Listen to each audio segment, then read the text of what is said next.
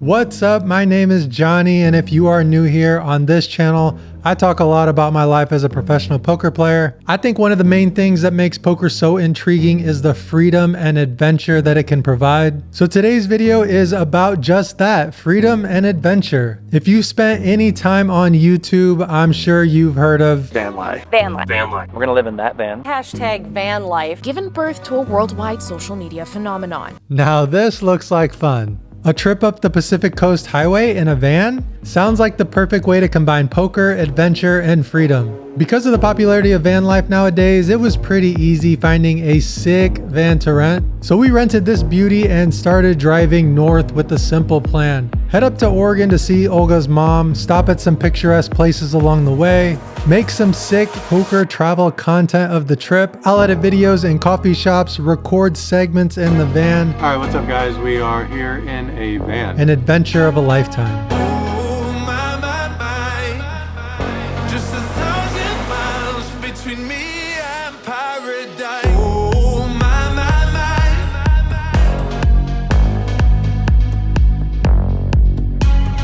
Oh my, my, my. Just 1,000 miles between me and paradise. Sounds like a dream. Well, similar to poker, YouTube makes things appear much easier than they actually are. Right off the bat, our lack of planning became apparent night one when we tried to find a place to sleep in Malibu. Luckily, my Instagram and Twitter family saw these struggles with parking and recommended some apps to help us plan our overnight stays. If not for these apps, we likely wouldn't have found this beautiful spot to park right on the beach.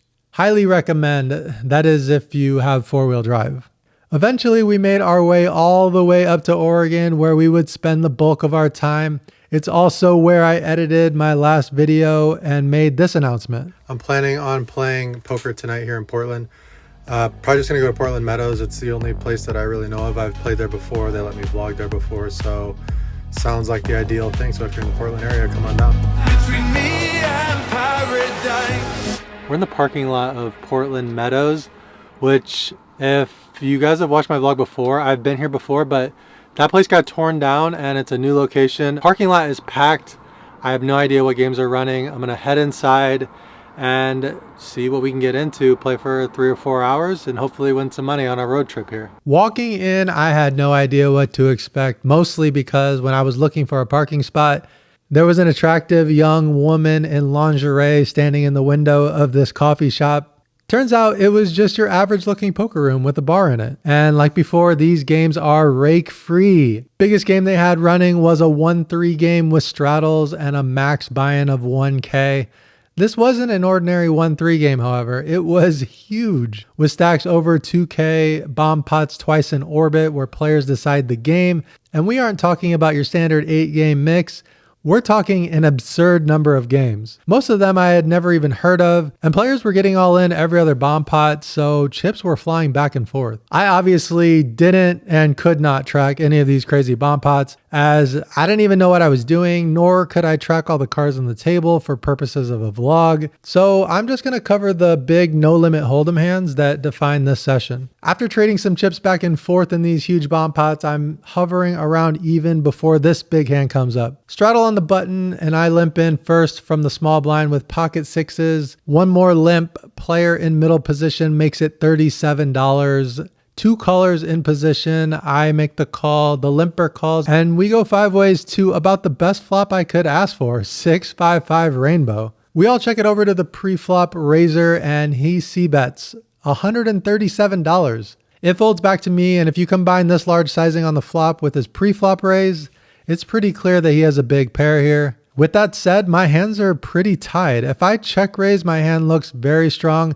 and because of his sizing, if I call, it's gonna look strong. So basically, no matter what I do here, I'm gonna look strong. With that said, I think the best play is to call, and maybe the player on my left will come along too, which he in fact does. Not something I was expecting. So when the turn comes down the 7, I think that the aggressor in position is going to check back a lot on this card, as the board's getting pretty muddy for an overpair now. It's also very possible that the player in between us that closed the action on the flop has a 5 in this spot. So I don't want to miss any streets of value here, and I want to bet this turn. I keep it small and I lead out for $200. Player in between calls, and now facing this action, the original aggressor preflop, he makes a good fold. The river is an 8, not a great run out because now the board has all kinds of straights on it.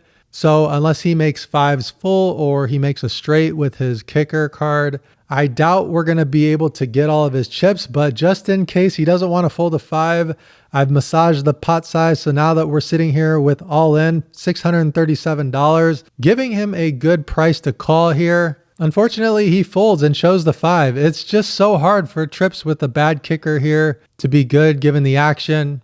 Unfortunate run out for me after such a fortunate flop. So this next one is the hand of the vlog. Early position makes it 30. One caller, and I 3-bet ace king off in middle position to $140.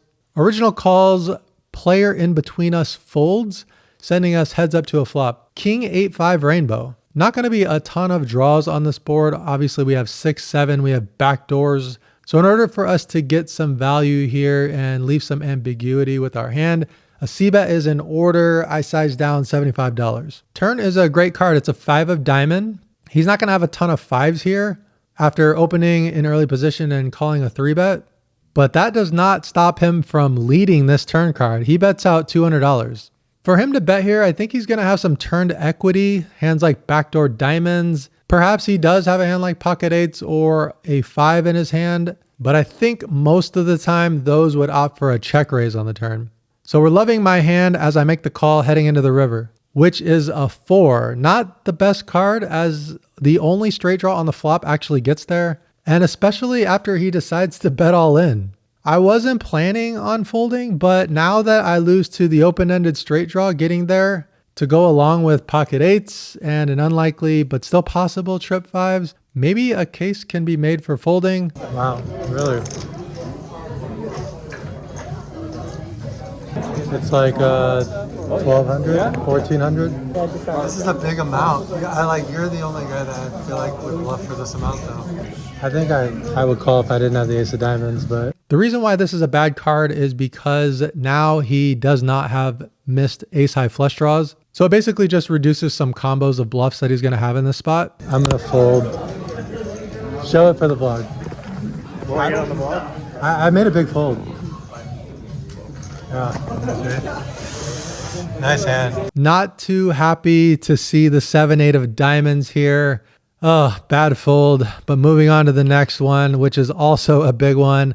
I opened $15, pocket 9s, next to X calls and the hijack, button calls, 3-way action to the flop of 9-6-5, all spades, flopping top set. Out of position with a strong hand, I don't want to let my opponents draw for free. Put out a c-bet of $25. Both players call and the turn is the deuce of diamonds. Definitely want to size up here on the turn as our opponents can have some random spades in their hand. They could perhaps have a pocket pair with a spade. They could have the ace of spades. So great spot to get some value here. And I bet $125. Player on my left calls and the button folds. River is a 4. Doesn't really seem like a bad card. Only a 3 makes a straight now, but it's highly unlikely that anybody has a 3. I decide to check this one over to the guy on my left. I think that his hand is going to be either very strong or very weak here. Either he has a monster that he flopped or he's going to turn his missed spades into a bluff. So when I check and I'm facing a $350 river bet, I definitely don't love this spot. You can hear my in-game thoughts here as well. This is probably the one I should fold. You flopped a flush, right? Oh man, just getting schooled left and right. I have such a good hand though, that's part of the problem. Flop the straight flush. Yeah. Oh my god! Wow. Straight flush.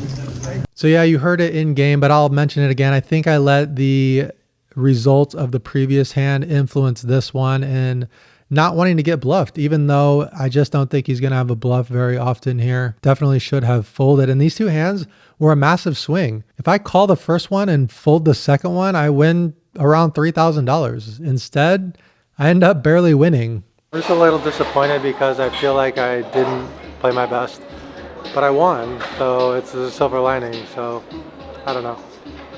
never happy in poker. That's the way things are. Also, shout out to MD Poker for the bottle of wine, and we are back on the road. Next stop, Lake Tahoe. I gotta be honest with you guys, I originally thought I'd make an entire series out of this trip, but the van life, while great for adventure, is actually pretty difficult for productivity. I also lost an entire day searching for a drone that I crashed into a wooded area near Klamath Falls Lake. At this point, we're too invested, we're all in, we gotta find it. I did actually manage to retrieve the drone. If you're interested in how this transpired, I created a highlight on my Instagram. If I'm taking any lessons away from this trip, it's that adventure and preparedness do not have to be mutually exclusive, which is why we're planning to do another van trip in the near future. But next up for the vlog, I'm taking some big shots on Hustler Casino's live stream, where I play the biggest pot that I have ever played, and it's with someone you're likely familiar with here on YouTube. I've also designed another Vibes hoodie. I'll drop a link below if you'd like to pick one up and support the channel. If hoodies aren't your thing, a simple like and subscription will suffice. Both are free, both hugely appreciated. And the last thing I'll mention is that I'm hosting a meetup game at Thunder Valley on November 30th, along with Pokerface Ash, Lexi Gavin, among other friends. I don't do these meetups very often, so hope to see you there. If I don't see you there, I'll see you in a poker room near you.